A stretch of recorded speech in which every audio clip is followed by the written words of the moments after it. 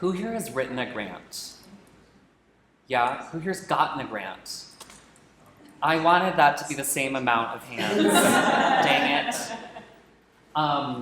So I've been writing grants for myself, and then now I also work at the American Swedish Institute and helping them write some general operating grants as well.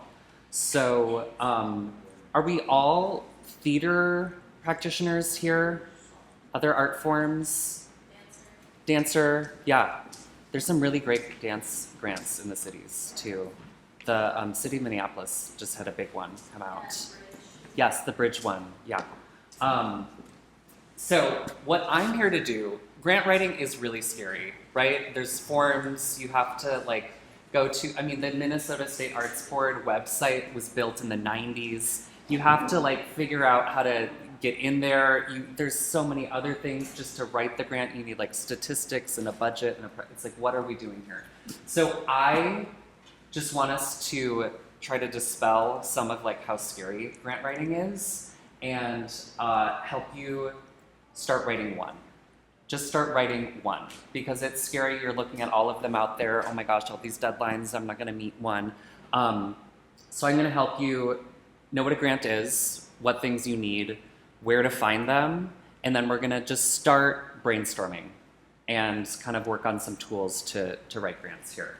Also, if you want to write your name and email, I can send this PowerPoint with the links to you. So that will help you out. If you also want to help me, I have some posters there if you want to put in your coffee shop, in your library, that would be amazing. So, who am I? So, my theater company is called Running Errands. I grew up in the Twin Cities. I went to school at Texas State University. Any other people from the South? Any Southerners? Virginia? Does anyone use y'all? Y'all? Y'all's super useful. I worked at the Guthrie Theater for 5 years, mainly during the pandemic, which is an interesting theater to work at when, yes. I'm so sorry. What did I do now? No, you didn't do anything. We're missing a bag that has car keys, so this dear friend can't eat. So we're looking for, go on, describe it. Beige soft. This one? That's it. Yay! Problem solving. Thank you! Bonding moment. Okay. Worked at the Guthrie, and then these are the grants that I've gotten. And Minnesota State Arts Board, Minnesota Metropolitan Regional Arts Council, Triumph Foundation, and then P Fund. We're not going to quite talk about residencies today, but all of this will be useful in applying to those residencies. We're just trying to get you money, and residencies don't pay you a lot, or if anything. I'll touch on fiscal sponsorships. So I am not a nonprofit. That's too much work for me right now. So that you need at least 3 board members, you need to have bylaws, you need to do a 990, you need to do all this stuff that I'm just like, I don't want to do that right now. So Springboard for the Arts, have you all heard about Springboard for the Arts? So you can be a fiscal sponsor through them. So I am an LLC, sole proprietor LLC. So that means I own the company. I have a few friends who are also on the leadership, but it's like in my name. And then Springboard charges me 7% of any scholarship, of any grant that goes through them. So if I get a $100 grant, they take $7 of that. So it's like paying them to do the finances and stuff for that. I have another fiscal sponsor called Producer Hub in New York, which isn't currently accepting any more fiscal sponsors, but they will. They're just like, they increase their operations really fast, really quickly, but they're a 2% fiscal sponsor. So that's nice. If you get a $1,000 grant, then you only have to pay them, $20, not $70. So that's good. And then I've also served as a panelist for Arts Midwest the last 2 years, and then Minnesota State Arts Board. So, that's me. Yeah. Can you just, I'm ignorant of what... We're all ignorant here. Yeah. So am I. I'm here to learn too. Fiscal sponsorship means? Yeah. Why do you go through So what Springboard does is some grants need a fiscal sponsor. They need a fiscal sponsor. That's what they're called. Or they'll need you to be a nonprofit. So not many foundations, not many grants, like corporate foundations, Best Buy, Security and Financial, they're like, we're not even going to deal with individuals or fiscal sponsors. We're just going to work with nonprofits.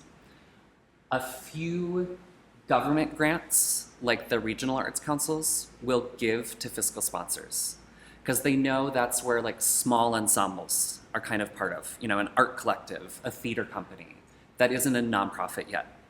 And so what fiscal sponsorships will do is they'll take on some of the like financial burden for me. They will also send out, if I get donations that are supposed to be tax deductible, they'll deal with all that. Like they'll send to the donor. They'll do the administrative. Yep, they'll do the administrative work. They'll send an acknowledgement letter.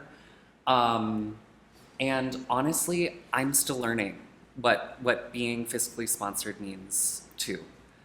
Mainly for me right now, it's just to be able to get money. It's like, if this is a step that I can get money, great. So my theater company, Running Errands, MRAC has a grant for $25,000. And it's usually for larger grants like that. So $25,000, MSAB has one for $35,000. And if you're applying as an individual,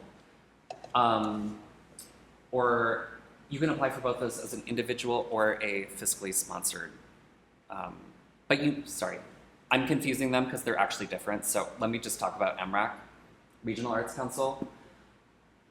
Our leadership of 3 needs a fiscal sponsor. They're not just going to give $25,000 to. Because we're not a nonprofit. Yeah, we're not like formal enough for them. Yeah. But we got that. I had to pay $1,750 to Springboard, but I was like, at least that gets us some money. But that was after you got it. That was after we got the money. Yeah. Well, it goes to Springboard first. Springboard takes their change and then they send it to us. Other questions? I love this. This is how I want this to work. Cool. So this is what my grant calendar looks like here. So this is just to be kind of terrifying. Yeah. And this is what goes on in my head when I think of I have to write another grant. What? And all the red ones are the ones that I was denied from. So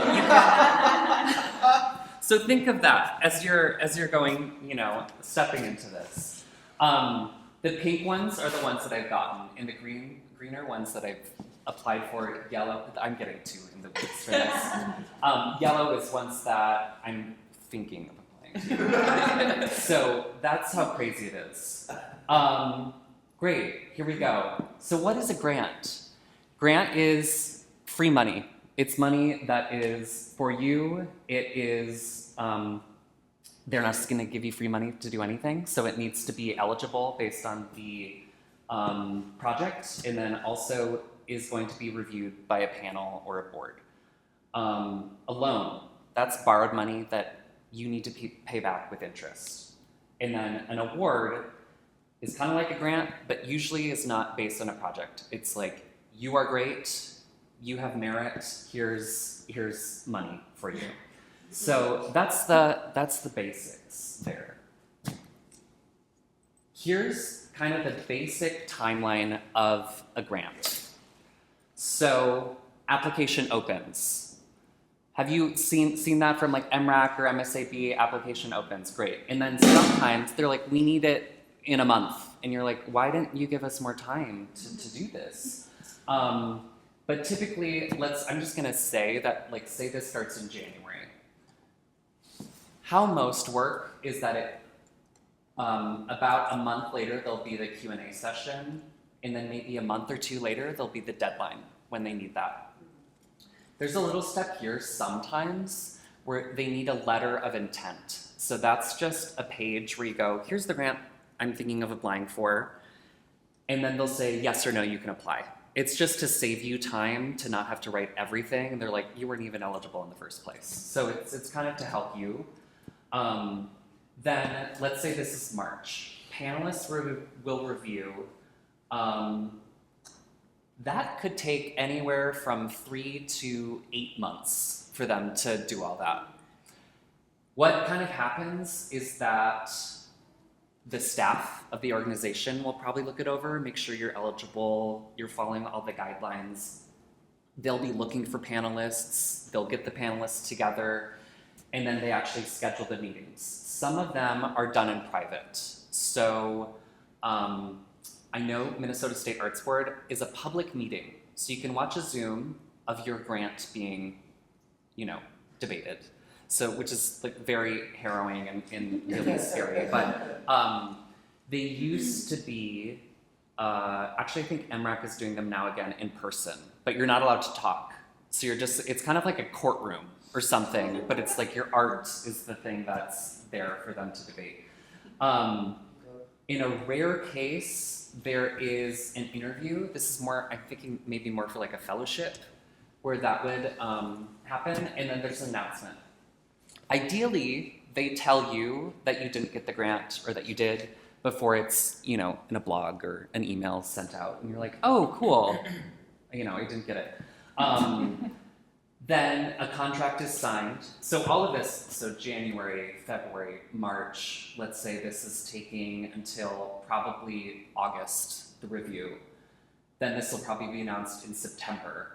And then you have a contract signed September, October. And then something that can kind of happen between signing that contract and then your final report is you will need to state project changes. So you said, I was gonna pay $1,000 to have a videographer here. Then you figure out, actually, I need $1,000 to rent the space. I can't even videotape this at all. So that's when you would tell them that. Every experience I've ever had with that has been A-okay. They're like, we just want you to have the money. I get really scared about that kind of stuff. Like they're gonna take my money away. But that has not happened. The biggest thing that happens, or that you really need to stay within, are project terms. So let's say you get the grant in October, and then you're able to use it from January to December of the next year. So let's say I got it October this year. You're able to use it January through December 2026.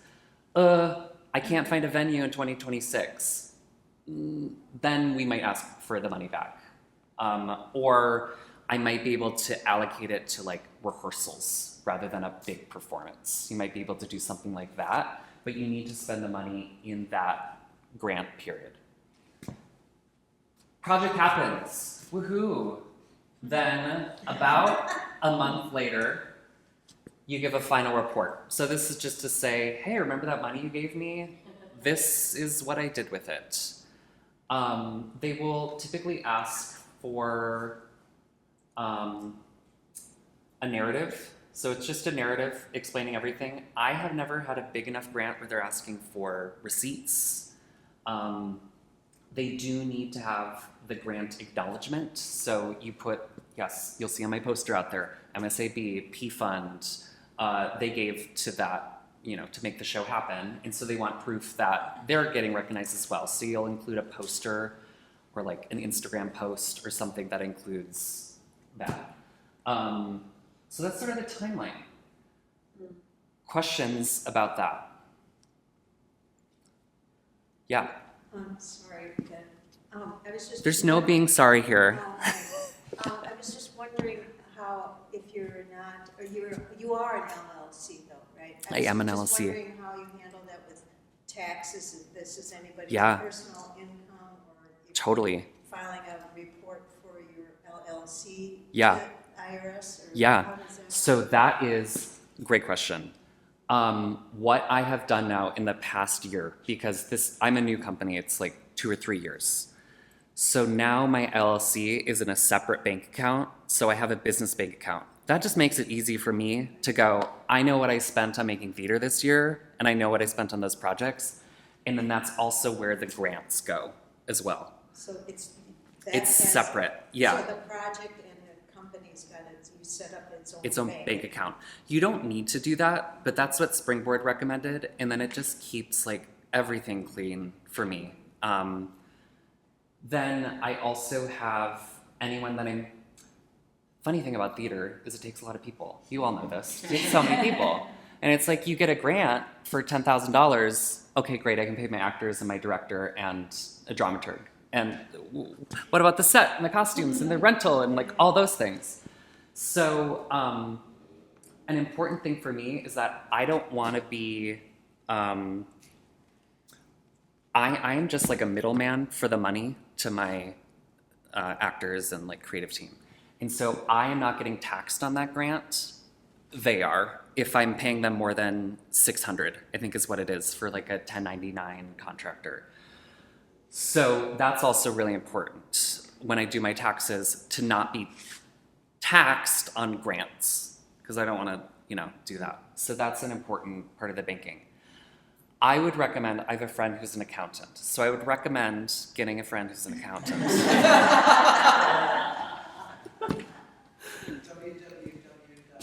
Accountant. But also, that's what Springboard is there to help you with. They really are helpful with these kind of things. And they've set me up with a lawyer to make a contract. There's a few, you can have 2, I think, hour-long artist consultants each year. So they've helped me become like a businessman in that kind of way with this stuff. There's another question, yeah. Yeah, this is kind of in the weeds and maybe a different. That's what we're here for. Grant, I'm just asking about liability. Oh, Let's yeah. say, for instance, right? I'm going to do a sculpture that honors Vice President J.D. Vance. Uh-huh. I walk out. This is my mock-up, and this is what it's going to look like. Yeah. Give me money. They give me money. Oh, this is going to be great. At the unveiling, I've made that statue out of cow manure, Yeah, right? yes. It's essentially breaking what they intended. Yep. So the grant is specifically like, I want an NEA grant. Yeah, Do you know what I mean? yeah. To honor with the sculpture for the 250th anniversary of the country, and here it is. Now, can they come back and say, this That's is not not okay. what we agreed to, Well- so give us all that money back, and we're gonna sue you, or, you know what I mean? Do you know Liability. about, So grants as a form of civil disobedience. yeah, do you know about the NEA taking away grants from gay artists in the 80s? Yes, oh, of course, yes. Yeah. Yeah. So, NEA grants are getting taken away from, now, But the taken away money's from been everything. given, used, Yeah. the project happens. The project happens. and Final it's- report is, oh my God, we were there. In the New York Times is a picture of your frickin' thing that we gave you money for. Give us it back. We're suing you. Does I that ever think happen? for the NEA, I could see that happening. But actually, I think the blowback from that would actually be in your favor. Exactly, that's what I'm saying. Yes, So do you get Didn't they the do that to grant? Maple Store? Right. totally. Yeah, I thought yeah. And then what's her name? Karen? I forget what her name is. She, Kara Walker? Yeah. Oh, Karen Yeah, Finland. Yeah, she covered herself in chocolate pudding and used her body as a political statement. Right. Amazing. But it was the source of Yeah, a lot of controversy and changed how the NEA worked. I'm just saying, I think- that's why I'm saying this is in the weeds. Do I take that grant money, don't even use it, sit it over here, because when they come after me and say, we want that money back, okay, great. oh, You've attacked me, and now I've got my name in the papers, and it works to my advantage, and screw you. I Am I think, never gonna get a grant again in my life? Do I put myself in jeopardy? I What is think it? from what I see things get funded is that maybe, at least for the State Arts Board and MRAC, maybe from your scenario, you're not giving them enough credit. Like, I think they're funding some pretty, like, adventurous things. Well, but what I'm not, so, my point, I'm sorry. Yeah, and then we'll move on. This is, Yeah. right, this is in the weeds. I'm an LLC. Yeah. I'm not a nonprofit. I would have to go to an umbrella organization, maybe Springboard, to be the umbrella organization for me to apply for that NEA grant. Mm-hmm. Then they give it to Springboard for the Arts. Does Okay, Springboard for the Arts have liability? I'll have liability. Do you know what I mean? Um, Because they've used that money in a way which was intentionally a counter to what the proposal was. I would just say don't do that. Yeah, okay. Okay, Sorry. so this is when we're gonna do a little work here. And then before we do this, I have a few kind of tips and advice. So we're gonna, I'm thinking, here, I'll say the prompt and then you tell me how much time you want. Okay. So write your artist and company statement. So who are you? If you're an individual artist, I'm a playwright. I'm a dancer. If you can write that. That could be all you write. If you already know what your company does or what you do, then think about the project. What's the next project that you're doing? Probably not the project in the next 6 months, based on that timeline that we looked at. What's something that maybe might take a year or two to do? And then what I'm thinking is something you can do on your own. That's what I'm thinking. This is going to be something you could do on your own, and just because I'm feeling like we have a lot of Q&A, and if we have time, then we can do this stuff. Because I have a few more things to bring up. So I just changed. This is the first time I've given this. We're going to do a 5-minute speed round of you guys working. That's what we're going to do. If you already know what your statement is, then think about that project that requires funding. So it's going to be 5 minutes. I'll give you kind of some advice. This is where it's tiny. This is where I thought I was going to have a bigger screen here. So, number one here. Over all of this, everyone needs money. Everyone needs money. Every artist needs money. So what is going to set you apart? Why do you need money more than someone else? It's kind of cutthroat. So, one, these are all things of the statement and the project that help me. Difference. What sets you apart? What are your demographics? There's a lot. Everything grant writing now is who are you? Who's your board? What's your staff representation? What's your audience demographics? What's your community connection? Great. You are, you identify yourself, but if you're not connected to any other communities, what are you going to do? So I am a gay white man who is 32 years old and lives in Minnesota. So all the grants I've written, gay. That's all I've done. I'm the gayest person that's ever lived. So that's what I write the grants for, because that is what sets me apart. And the play I'm making right now is super gay, and I've been targeting super gay audiences. So that has gotten me into the grant space. So think about, it's like being typecast for something. You're like, I don't always want to play this person, but at least it gets your foot in the door, and then you can, show everyone how much variety you have. Experience. So also talk about the experience you have. So I went to school for theater.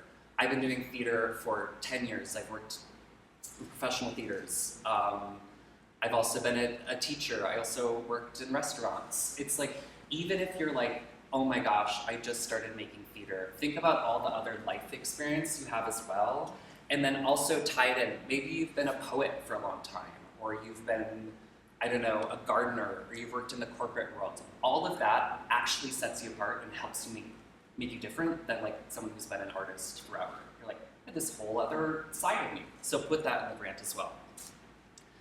2, grammar. So these are a few things that just are helpful for me.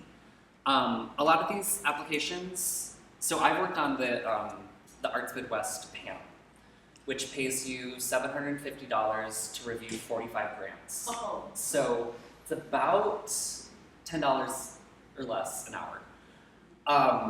So when I'm going, each application takes about 2 hours.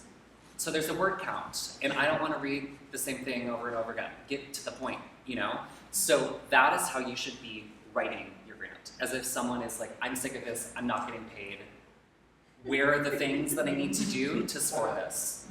So each grant will have a scoring rubric. So as the applicant, you will also know what they're looking for. So there's probably 3 to 6 things that they're really looking for. So as the writer of that, make it super clear. Maybe even copy paste, like, here's how I match the scoring. 1, this, 2, this. So that's number, bullet point, direct their eye where it should go.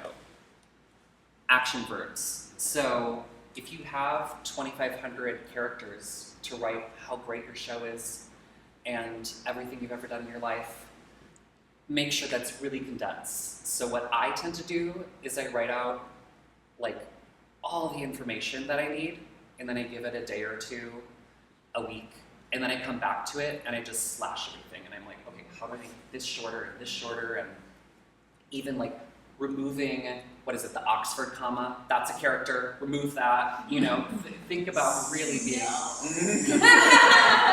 it's a character, and you need that for something. And then this is sort of controversial for different grant writers, but I write in the future tense, not the conditional. So I go, with this grant, I will do this, not if I got this grant, I would be able to do. It's like, no, I'm getting this grant, so here's what I'm doing. So writing in the future tense. This says 360. How does your entire application support itself? So think of everything together. If you say, my organization is anti-racist, and then your entire audience is 100% white, make it make sense, you know? So that is 360 view. Word count, add as much information as possible in the budget. So this is something as a grant reviewer, I see people lacking. They talk about their company and who they are, and that the budget is like, and we'll spend $25,000 on the show. And it's like, no, you won't. Like, show me the choreographer and what's their rate, and show me the insurance and what your fiscal sponsor charges. You know, really get in depth there. Yes. I can add to that. Yeah. I had a state arts board. No, I'm right. I'm right. And where they did the Zoom Yes. analysis, and they loved everything about my grant. I got to the budget, I was not specific enough with the details. That's where I lost it. And the other thing too, I wasn't clear about where it was paying myself. So make sure to They do pay talk about that a yourself. lot. Yes, make sure to pay yourself. That counts. Yes. Because I'm always, take care of everybody else's work. Yes. And then me last, and then I left me out. And yeah, you have to be super specific because they want to know yes, they know you're going to spend the money. Of course, you're going to spend all the money and more. But Yeah. they really want specificity and for sure pay yourself. Thank you for bringing that up, because I have also had that same thing happen. And they loved everything else about it. I so had it. I had it and then I lost it. It wasn't me that was reviewing it, right? No. Okay. I was scared. You were gonna like kill me after the class. I wanted to sort of double or triple down on that. I am on the NREC panels for some of the grants that Yeah. happen, and the business of aligning your artist statement with your project, Totally. and then the budget further supports all of those things Yes. is really key. Make the whole story mesh. Yep. And that'll be given in, if you're applying for it, that's in the trainings, but I'm just putting that out there. Make it mesh. Make it make sense. Yep. I was the Playwright Center is a fellowship. I was semifinalist for that, but my narrative didn't match the play that I wrote. And I was like, but my play's different then. But that happens everywhere. So where are we at? 360. As much information as possible, keep in the budget. 4, KISS, keep it simple, stupid. I learned that in elementary school. Explain industry slang. Reviewers may not be theater people. So sometimes instead of, Actors Equity Association, I'll just be like, the union actors, or explaining what a tech rehearsal is, can't explain everything, but think of some of them are going to be painters, and they don't know everything that's happening in the theater world. This is another just kind of simple, obvious thing. Have a friend read it that doesn't know anything about theater. Have your parent read it, you know, your kid. And they go, this, I don't know what you're talking about here. Another thing that I do, which I talked about before, I write the full application and then I give myself time to not just like be in it and think I know everything and just come back to it with fresh eyes. Experience. So what life and career experience do you have in the application? Bring up your collaborators, bring up your reviews, bring up your work samples. And these are all things that maybe you're like, I'm not even ready to write a grant right now, but what I can do is I can start getting work samples. I can start getting some reviews, even if it's just like audience feedback. I can start getting that. I can start getting more collaborators. So this is the kind of section I think about when I was first starting to write grants. It was like, I need more of these things to bolster. So actually what we're gonna do is I'm gonna give you 5 minutes, write either your statement or your project and write like 5 sentences. Just do that. Just write like 5 sentences. Does anyone need paper?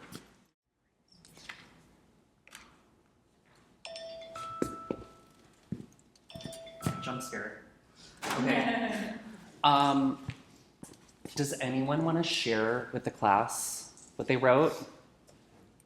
Do you want to start? Yeah, I'll start. And there's no judgment on these. We're just hearing aloud what our friends are doing. I guess I'll just address the audience. I am a composer. My project is writing new musical settings for the text in Shakespeare's plays, only 16% of which is delivered by female characters. My goal is to use music to emphasize this text and focus the audience's attention on the perspectives of these characters in order to create greater gender parity. You just got a grant. You just got a grant. I've gotten rejected with that. No. And stuff. What was the feedback? Do you know? I haven't gotten it yet. I got to reach out to them. Okay. And sort of say, well, what? What? Let me know. I mean, there are some places that have said, have said, no, Shakespeare's too established. You don't want it. Mm. And that's good to know, because with that grant, I'm not going to bother to apply for it again. Yeah. If it's something like that, that's integral to the content of what I'm trying to do, Mm-hmm. it's good. But I just got rejected from it. Arts Midwest has a grant called Shakespeare in American Communities. Yeah. But that's usually for like nonprofits. But Yeah, so that's... then what's kind of fun is you look at the awards of the theaters that got it and you go, hi, you just got a grant. Can you hire me? Yeah. Does anyone else want to share one? Yeah.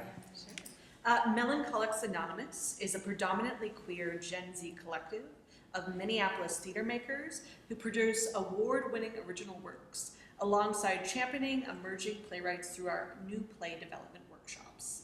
With this grant, we will establish an inaugural playwright fund, ensuring stipends for our 5 commissioned playwrights who are within our new play series, paying a living wage during their 2-week development workshop that then culminates in a free to the public reading for Twin Cities audiences. I was so afraid to give this workshop because I'm creating enemies here. You guys are now going after the grants that I want. I'm gonna get all of them. I'm kidding. Anyone else? Yeah. Okay. I am a songwriter, playwright, interested in the people of Minnesota and the world. The project is a concert performance of my children's musical, Mouse of the North. The funding is needed to orchestrate the music from its piano vocal score and prepare it for a youth ensemble to play. Hire musicians. I guess I'm not hiring musicians if it's a youth ensemble. Well, the musical director, though. Musical director, actors, rent a venue, buy insurance. Isn't Good. that- Yeah. Yeah, and record the event. Amazing. I think that's really good because you wrote that you've already put a lot of work into it. You know, you have the piano and things, and it's like, put a lot of work into it. And that's a lot of, too, of what they're looking for, of like, you're not just starting this from scratch. You know, you've started with something, you have people you're working with, and then here's why I need this money so they can grow. So I think that's super successful. You thought that sounded okay? Yeah, totally. You want- Cool. So we're learning how to write grants, right? So here are the main types of grants that you are going after. Or I don't know what you're going. These are the ones that I find are for theater. So government grants. So this is national, NEA. State, Minnesota Regional or Minnesota State Arts Board. Regional, Metropolitan Regional Arts Council. So that's MRAC. It's that acronym I keep using. There are 7, I believe, regional arts councils in Minnesota. So if you don't live in that region, there's other ones. If you're going to do a show, say in Duluth, but you live here, you typically can't apply there. You cannot apply there. It's only for if you live in that region. And you have to live in that region from like, usually it's about 6 months. 6 months to a year, you have to like have a permanent residence there to be able to apply. So private and community foundation grants. Government. City of Minneapolis also has some grants, like that bridge dance one was through the City of Minneapolis. I believe the Arts and Culture Department maybe facilitated that. Can anyone think of any other government grants? Maybe there's some others. If you want to go work on Ibsen in Norway, there's some grants for that. So you can kind of even think of doing that too. Yeah. There's a lot of big, maybe government grants that I know the state does granting and then to organizations that do re-granting. Can So do we think of those as government grants, or is that like applying to, say, you give me an like example? Springboard, I think, Yeah, gets money to re-grant? it does. They have the Growth Fund, which I don't know. I think maybe we should think of it as like a government grant because they'll have like some of the same stipulations because they're like, we're a government grant, so you need to have these specific things. Something that keeps coming up for me with government grants is you can't, so if you get a lot of money from, let's say, one I didn't bring up is the regional arts councils. So Arts Midwest, that's the Midwest. So the Dakotas, Nebraska, Iowa, Minnesota, Wisconsin, I think Illinois. I think that's Arts Midwest. There's another one. There's South Arts. There's Northeast Foundation for the Arts. So there's like 7 of those as well. And if you have a government grant, a lot of them don't allow you to also have funding from another government grant. We've given you enough. So you need to find individual donors or ticket revenue or private or community foundation. Which is frustrating for theater because it takes so much money to do something, and then they all have these different timelines, and you're like, I need to match my show in September so that these 3 grants work. It's insane.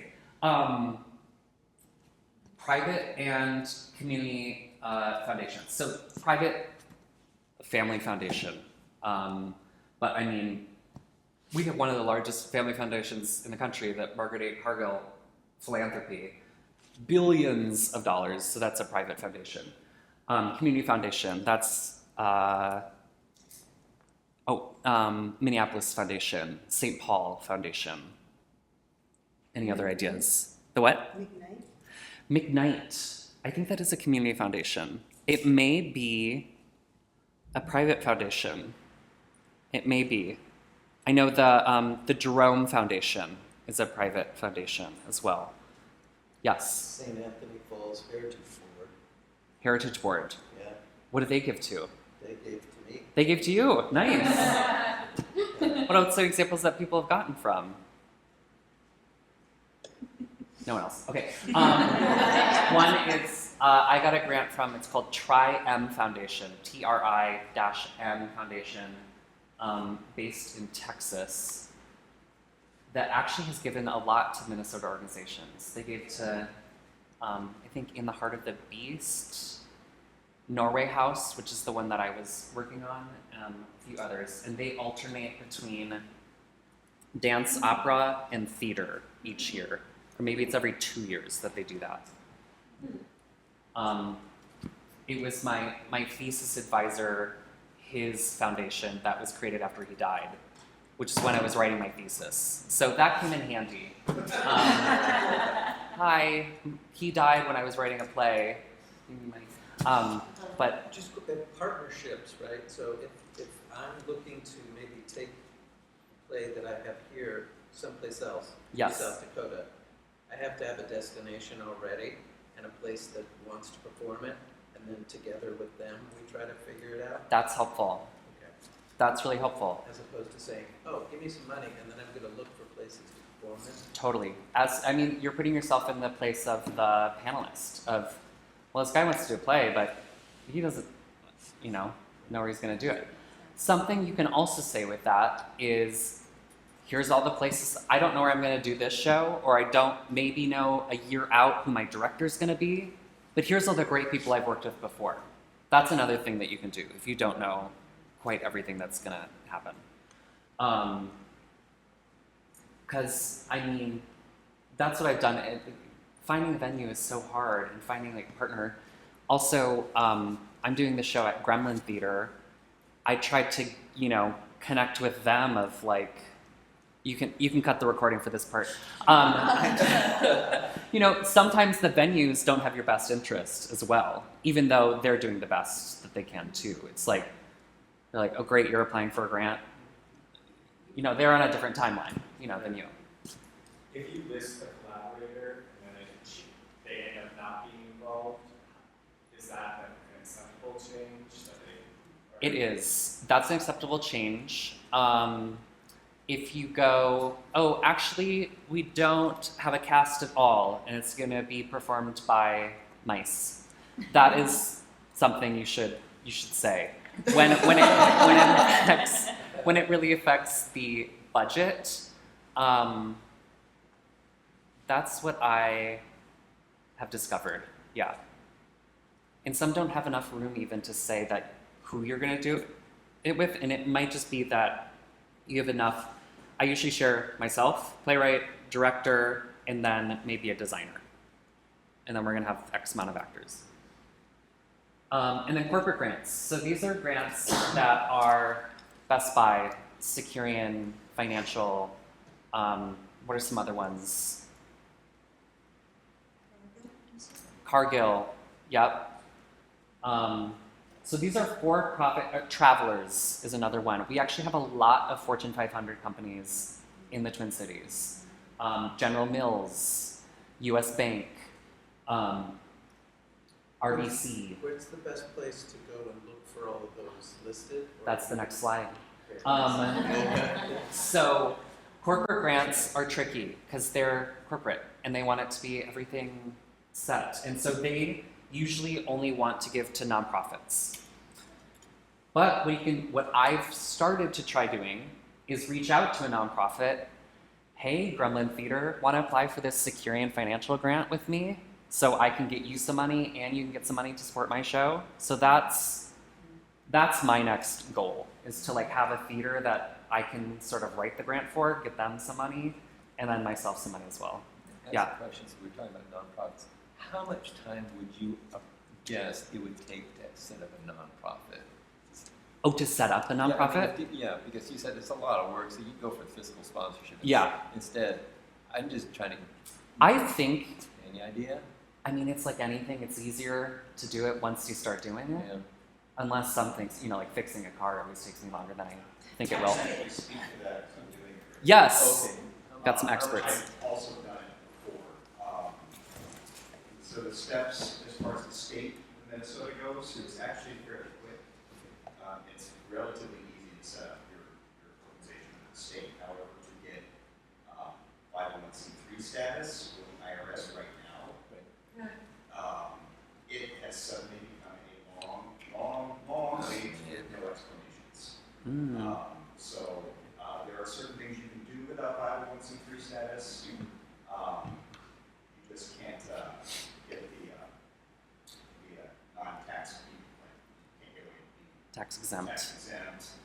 Some organizations won't want to lend to give you grants if you don't have that status, but others don't care as long as you are registered with the state as a theater company, as a nonprofit. Which is just like sending in an application and paying, I don't know, $125 or something. Registering in the state is super easy. They have a business portal on the Secretary of State's website that's very, very helpful. It's really easy. And Springboard also actually has a whole like step-by-step guide for doing this, at least from the state. Yeah. When it comes to the IRS right now, there's like 12 people working there. So, Did you have to, and you have to have like at least 3 board members? yeah. And in the state of Minnesota, you have to have, Neat. this last time I checked, at least 2 board members that are not also You. the executive officer of the corporation. Yeah. So usually it ends up being 3. You have to have a president and a treasurer who are not also the executive officer. That's the bare minimum. Depending on how you set up your arts of confederation or arts of organization, it can change, but that's the base minimum in Minnesota. It's all that. It's finding 2 good friends to be board members, writing your articles of incorporation and doing all that. But I've been like, I need to like write and produce a show. And then this winter, I maybe will become a nonprofit and I'm bored. It's also the follow-up on it, right? So our organization is fiscally sponsored by the Minnesota Fringe, which only charges you 5%, FYI. Should do that. Springboard. They might not be as organized as Springboard Okay, on the okay. resources they provide, so that's your, Yeah. what's cheaper?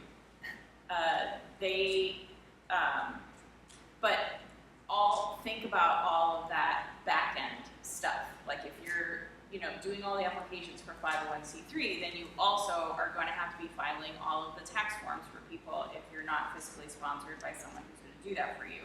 You need to be worrying about You have to do a 990 and like have an audit and put that on GuideStar and like. Yeah. Although if your I don't know. organization is at less than $50,000, all you require with the IRS is to fill out a postcard that says we still exist. So don't make too much money. Yeah. Okay. Which Okay. I know it's gonna be hard. 50,000. Don't make more than 50,000. 15 or 50? 50. 50. So Nice. You don't have to fill out the whole audited report every year. You're $50,000.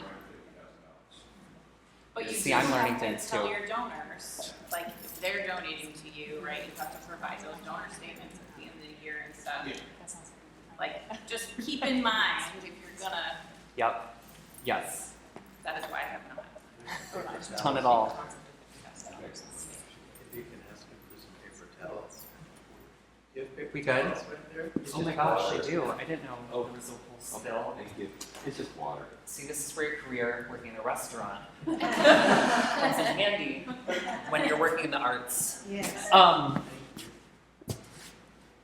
many of you know what the Legacy Amendment is? Yeah? A few of us? Cool. So the Legacy Amendment, Minnesota is the only state in the country that has arts funding in its constitution. This is why I moved back to Minnesota. I grew up here and this is why I moved back. I was like, well, they're handing out money. I should be there. And so this is from 0.375% increase of the sales tax. So we all pay 0.375% more on things that we buy. And that goes towards, did you hear my notes? So that goes towards clean water, land, parks and trails, and arts and culture. So this tiny, tiny percent is split 33 into land, 33 into water, 14.25 into parks and trails, and then 19.75 into arts and culture. This is then split into 47%, which 47% goes to MSAB, MRAC, which then gets to us. The other 53% goes to PBS, the Historical Society. CTC, the big guys, the symphony. No, that's MSAB still. Oh, That's is it? MSAB. Yep, that's 47%. Yep. Anything that's like arts, like government run, is Historical Society, PBS. Forgetting a few others, maybe a museum or here and there. But the Guthrie gets other operating funding from MSAB. Yeah. So This. they're eating up that part of that, the big companies are then eating part of that 47% Yes. of trash. Yes. Great. Yeah. There are different amounts that MSAB starts or sets for organizations versus artists, so it's going to that. But it'd be nice. I mean, imagine bumping that up just a tiny more, but you know, taxes. So there's just over 100 million each year in the Arts and Culture Fund. And that doesn't change until that amendment ends in 2034. So it was for 25 years, and we'll see, you know, hopefully it will keep going. This is a little fun funding thing. When you know, I'll send this to you, you can actually read this. But Minnesota has the highest per capita art spending in the country, and it's $10.07 per year. $10. And we're the highest. So there's some more things there. The average, if Minnesota was removed, this is just Arts Midwest, so Illinois, Indiana, Iowa, Michigan, Minnesota, North Dakota, Ohio is part of it. Okay, South Dakota and Wisconsin. The average per capita spending in Midwestern states is $1.13, Wow. with Minnesota removed. So that shows you what our neighbors are getting. And then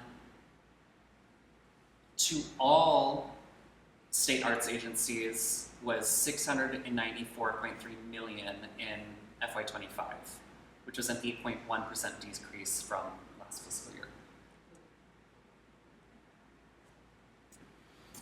Wisconsin does. Remember when I said this is going to be fun? Can I just say one thing? Yes.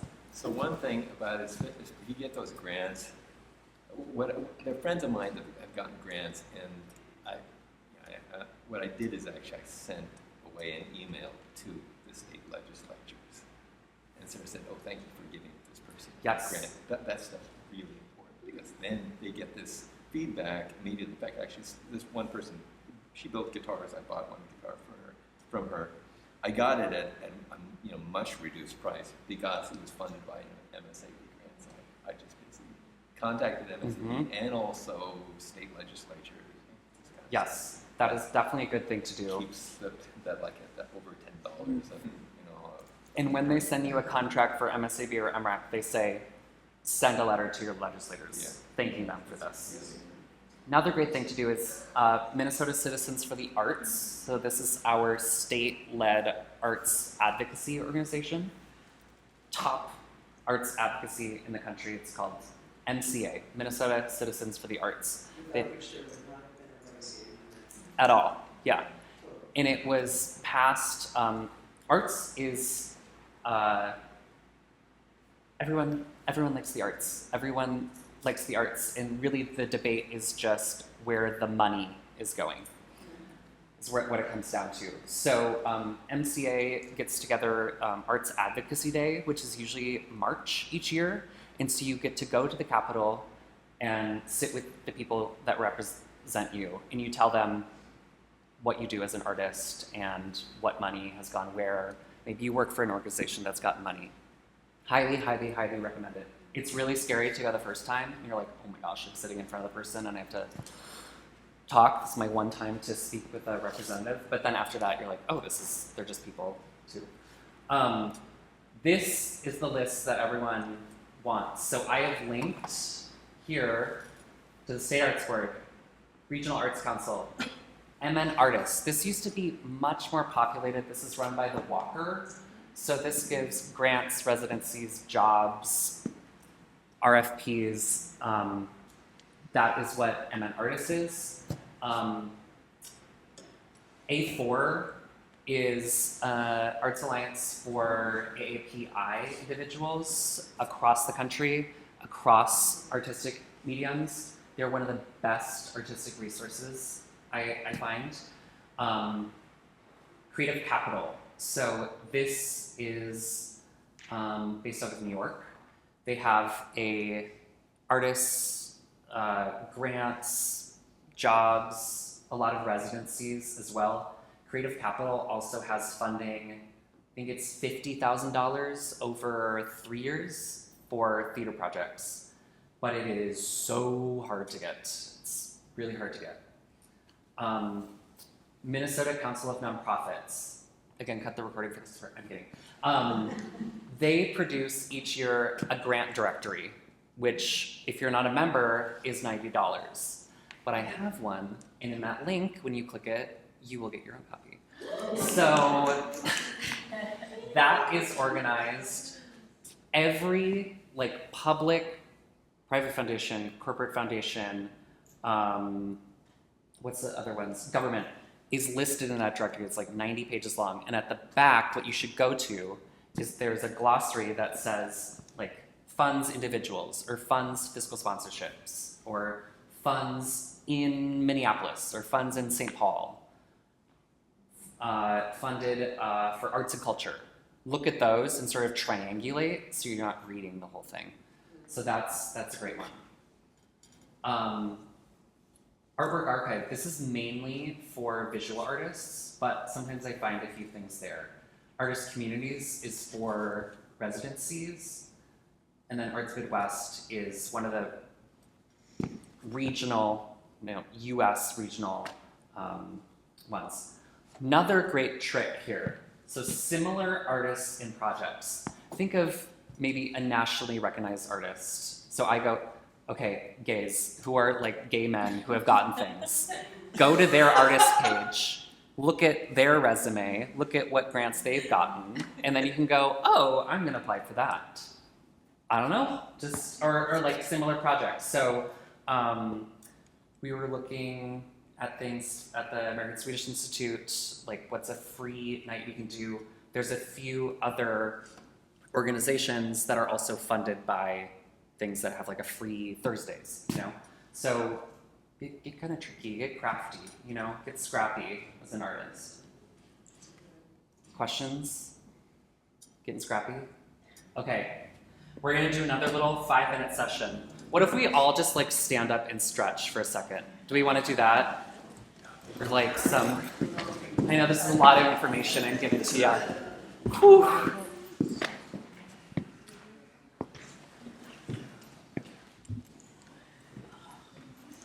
Ooh, that sounds nice. Like mine. Yeah. I feel. Is this the most sitting of any of the No. workshops? Okay. Don't worry about it. Okay. No, you're good. A lot of sitting. It's a lot of sitting. That's what a conference is, I guess. Okay, so this comes from the playwright Young Jean Lee about writing grants. So I edited it. I didn't find the actual thing, but write in your rage mode. Write your grant application with swear words, demanding you get this grant. Unleash the don't be humble, don't be Minnesotan about it, and we're not reading these ones out. This is just for you.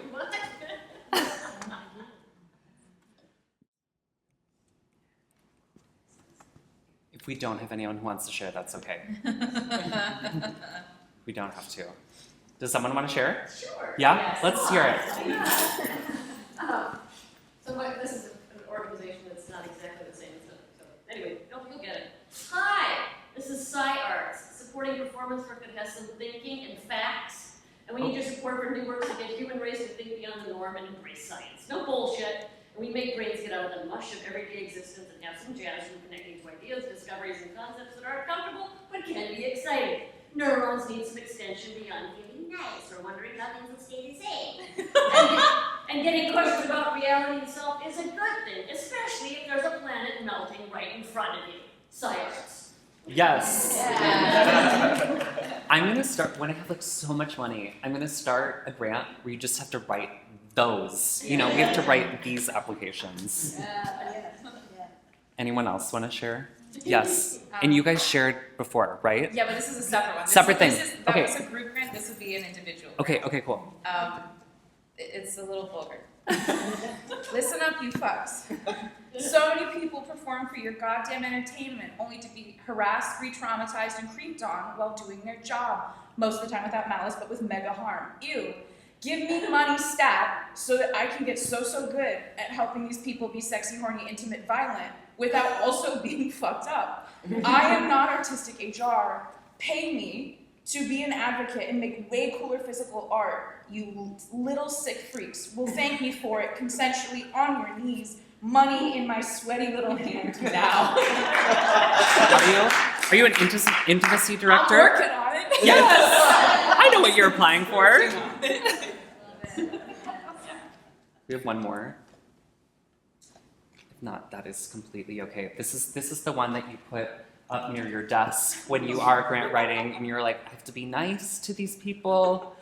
And what this does is, and I meant to say this too, if like rage is not your MO, although it kind of maybe in this room that is, but if it's like I want to be super nice, or I want to be really creepy, or I want to like formal writing can, especially for creative people, can be so hard. So kind of give yourself this prompt and like think of it like you're an actor. Think of an action that you're doing, and or a musician, maybe you're playing really loudly as you're writing this. You're playing really softly as you're writing it, and it will help.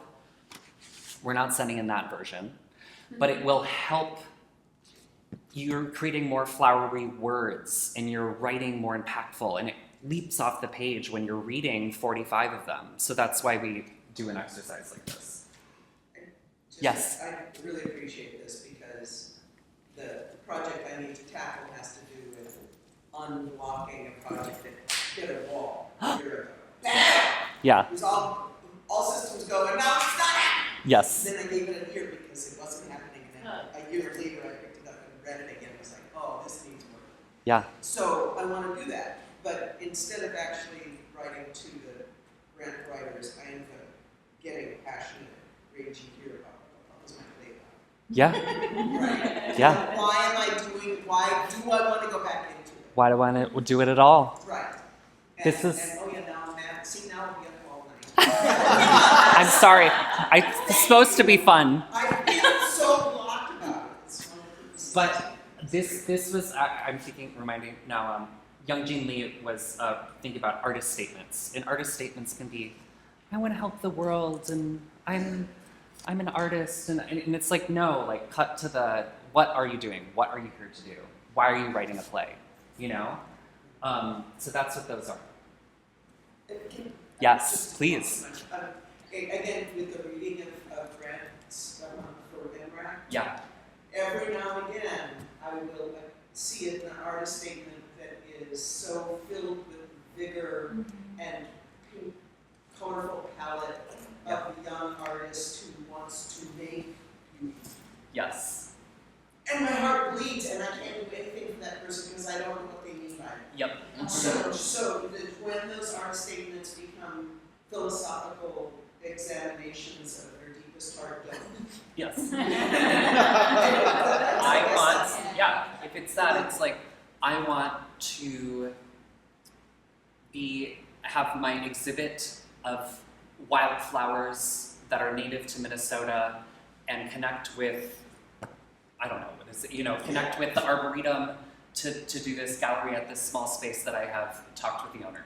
Great, that is you showing beauty in the world. But beauty, and I'm young, and I'm an artist, cool. There's a lot of them. So this is my kind advice. So we were just mean and rage, and now I'm here. So start small, grow from there. So if you're like, I've never written a grant before, Kurt just showed me all these places where I find them, just start with one. I like to track a bunch of things. So tracking grant timelines in my calendar helps me go, when am I supposed to hear from that? When is the deadline due? Because there's just a lot of things that you're looking at, and it's not only the grants that you're looking at, you're also thinking of, writing your play and working on your music. Celebrate your wins and your losses. My dad had like every job that declined him, he would put it up on his door in his office, so he would do that of just like printing it off and putting them up. You can also think about like when you're gonna win your Tony speech, you can just like read every one that's like declined you, every grant award that's declined you. That helps me. This is another important thing. This is like dating. When you really go out there and you're like, everyone's rejecting me. It's like, yeah, because you're dating more. So that's why you're getting rejected more, because you're actually dating. So when you're applying for more grants, you're going to be rejected for more grants, So that's just how that works. Be judicious in the grants you select. Make a grant calendar with all your other obligations. So if you're super jazzed about this and you're like, I'm going to write my MSAB, my MRAC, blah, blah, blah. You'll also start to see that grants also kind of have a similar calendar. So July and February are super heavy for grants. So that might inform which ones you actually have time to do. For me, thinking of a grant that I'm applying for that I really, really care about, that is probably at least 6 hours on the application. Then if I get the grant, then that's all the emails from that, the contract, getting the money, you get the money, I have to amend a document, and then I have to do the final report of it and collect the data for the final report. All told, a grant is 40 hours of work, if you get it, and then there's all the ones that you don't get. What is nice though, is it's like that audition you go to and you don't get that audition. At least you have that monologue memorized, So you have your artist proposal, you have a budget for that project, so don't despair too much. Give it your best shot. So always. Build infrastructure to be able to apply for grants. So I'm not ready to apply for grants, but I can do an audience survey for next show. I can start to get a budget together for that project I'm thinking of. I can get work samples like they are doing right now, filming us. I even need to make it a separate one. Serve on a grant panel.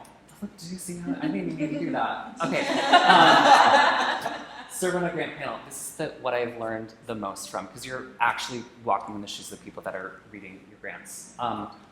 Also, the highest paying one that I found is Arts Midwest, $750, but you have to review like 42 to 45 grants about Shakespeare in American communities. For nonprofits, detention centers, prisons, and then also apprenticeships. But it's fascinating to see what's going on. Kurt, Yes? how do you track audiences? What are methods you use? Yeah, I track audiences. I do an audience survey afterwards. Audience surveys are tricky because typically who buys a ticket, I did this whole like demographic survey thing with the Guthrie. Typically and worked with the Wild Art Foundation when we did it. Typically who buys a ticket is women. So who's gonna fill out the survey? Women. And like people who have families and time to fill out a survey. So that's inaccurate data that you're getting, but it at least is some data. From the show I did, last year we had, I think, 640 people see the show, and we got 50 responses. So you're also kind of trying to like expound that based on the responses that you get. The best way to get data is to have them fill out a survey at the show.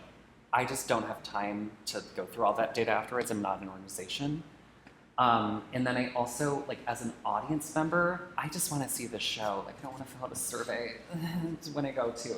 But maybe this is a way that we can be artists and think of like a really cool way of doing it differently. I don't know.